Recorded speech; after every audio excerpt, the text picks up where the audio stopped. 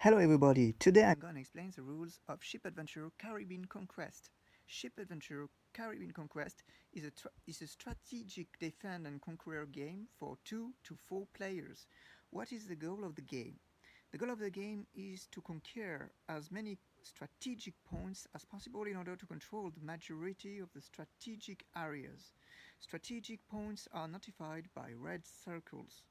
In a game with one box, the small board, there is three strategic areas, so the player who controls two strategic areas wins. In a game with four boxes, so the giant board, that is 3 feet and 5 inches length and width, because it's a square, there is not three but nine strategic areas, so the player who controls 5 strategic areas wins. Setup. First of all, the edges of the board are settled, then all the tiles randomly to give a range of possible boards. One condition is that if the harbor of a city is surrounded by lands in the tile in question has to be reorientated in order to give the harbor a direct access to the sea. For this game mode, we take the treasure tokens and flip them in order to see the back of it with the color of the compass at the middle. In a game with one box, three colors are taken and settled in temples and skull islands, preferably each color close to each other in order to form strategic areas. Then a strategic pawn of the color of each player is fixed in cities of the color of the player in order to indicate the owner of the city, because honor will change according to the conquest and the advancement of the game. Each player starts with two crews and a ship pawn. They are positioned in their cities at the beginning of the game. Steps in a turn. First step, the compass. At the beginning of each turn, we turn the spin of the compass in order to appoint the first player of the turn. Then the players play clockwise, and when every player has played, we turn the compass again. How do we read the compass? It depends on the number of players. If there are 4 players, we just take a look at the inner circle. In this case, the blue player is gonna be the first player. If there are 3 players and there is no player with the color appointed in the first inner circle, then we take a look at the second inner circle. In this case, there is no blue player, so the red player is gonna be the first player for his turn. If there are 2 players and neither the color appointed in the first inner circle nor in the second inner circle is owned by any player, in this case we take a look at the third inner circle. In the example, there is no blue nor red player, so yellow is gonna be the first player for his turn. When a first player has been designated, it is the turn of the players to move.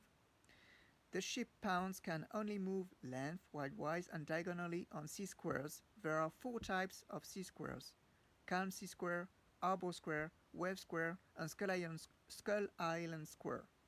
The crew pawns can only move length, widewise, and diagonally on ground squares.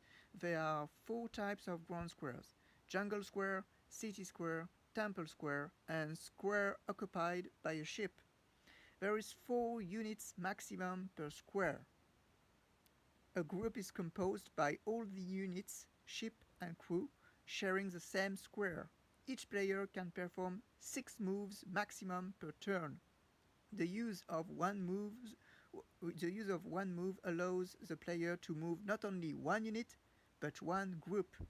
In the example, the yellow player has spotted 2 free blue strategic points. If he wants to get there, he can move his 2 crews and his ship together because they are on the same square, and so they form a group. In his way, the player faces whirlpool. A whirlpool is a tile of 4 wave squares. The ship needs one move to get inside the whirlpool and needs one another move to get outside of it. There is no move needed inside of it. In this game with the whirlpool, the player will only need 2 moves instead of 3 to get the same point. Then the ship, one square close to the first strategic point, can disembark one crew in the temple for one move, then keep moving forward and then disembarking its second crew with his last move to take disembarking its second crew with his last move to take the control of 2 strategic points in the same turn. The edges of the board communicate with their opposing edge. The red edge communicates with the yellow edge, and the green edge communicates with the blue edge. In the example, the red ship will need more than 6 moves to get the strategic point, but if the same ship uses the edge, he is going to need only 2 moves to reach a strategic point. During his turn, a player can at any time purchase equipment cards. There is no condition required except having enough gold coins, of course, and to buy equipment cards. So this is not the case of the purchase of units that require the player to own at least one city. There is 2 types of units a player can buy: the crew that costs 3 gold coins and the ship that costs 6 gold coins. How do we read equipment cards? The logo in the top left says if the bonus concerns hand-to-hand combat or range combat. The logo in the top right says if the bonus concerns the crew, the ship, or both of them. Important to notice is that equipment cards apply to all units owned by the player as long as they are concerned by the bonus. The middle of the card stands for the bonus. In the example, it increases the score of the die by 2. The logo in the bottom left says how many of the bonuses can be accumulated, and the logo in the bottom right says how much gold coins the card is going to cost. When the player has moved, he does his action. Actions follow the movement of the player because action can only be performed in the last square where the player ends up his movement. There is 2 types of action: taking strategic points and fights. Concerning taking strategic points, there is 2 possible situations. The strategic point is empty. Then the player has just to move his unit in the position to take the control of it.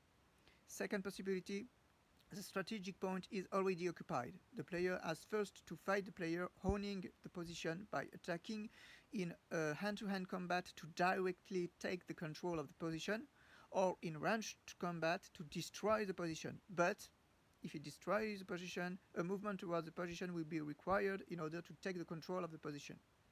Important to notice is that crew can take control of a temple strategic point, ship can take control of Skull Island strategic point, and crew and ship can both take control of over city. Fights.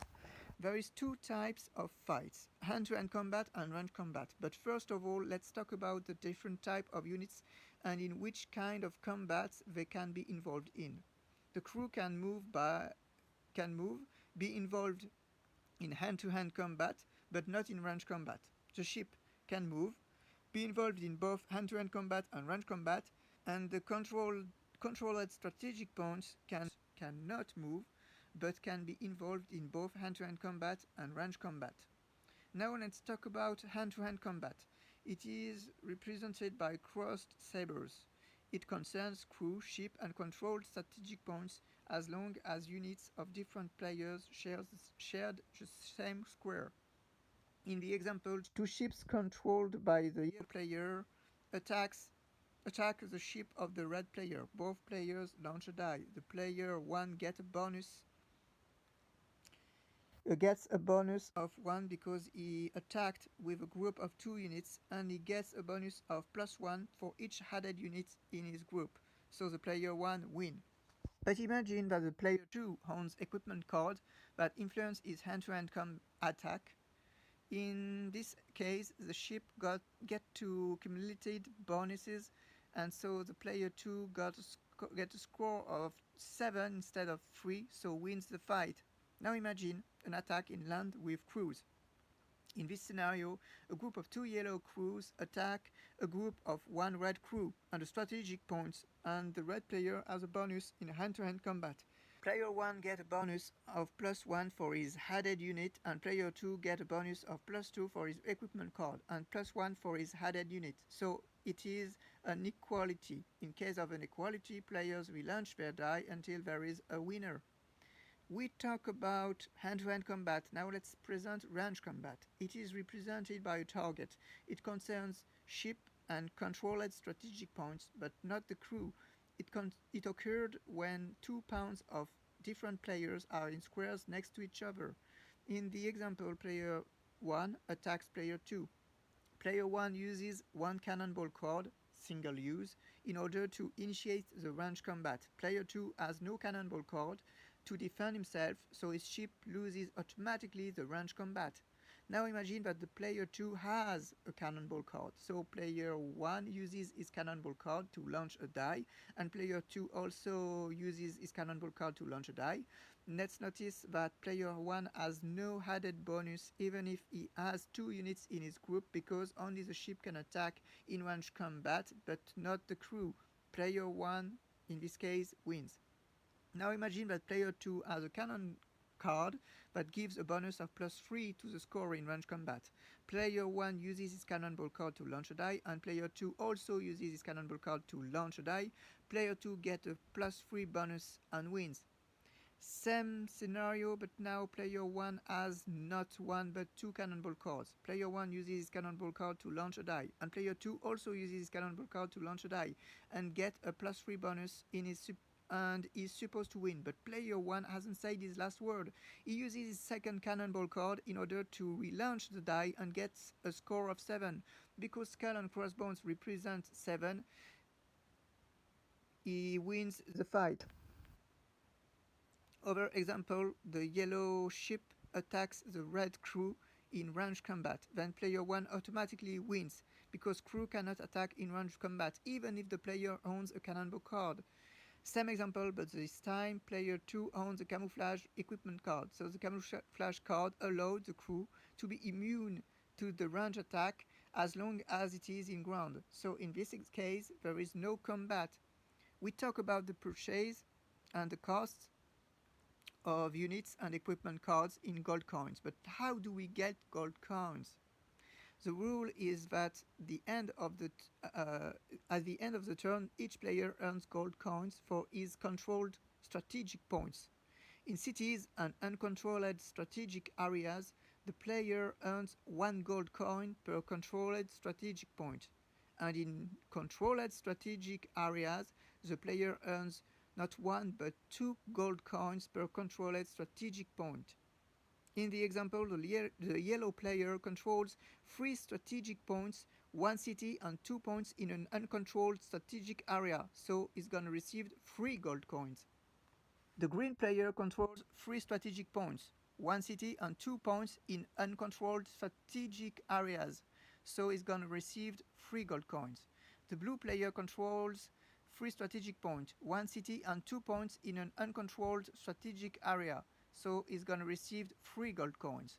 And finally, the red player controls 4 strategic points, 1 city and 3 points in a controlled strategic area, so he's gonna receive 1 gold coin for the city and 2 gold coins for each of the 3 strategic points in the controlled strategic area, so total 7 gold coins. End of the game. In the game, the game ends when a player controls the majority of the strategic areas at the end of a turn, or when a player is eliminated. In the second option, all the player left counts their controlled strategic points. Controlled strategic points in controlled strategic areas worth double. The player with most points wins. In case of equality, we count gold coins. Thanks for watching and enjoy the game.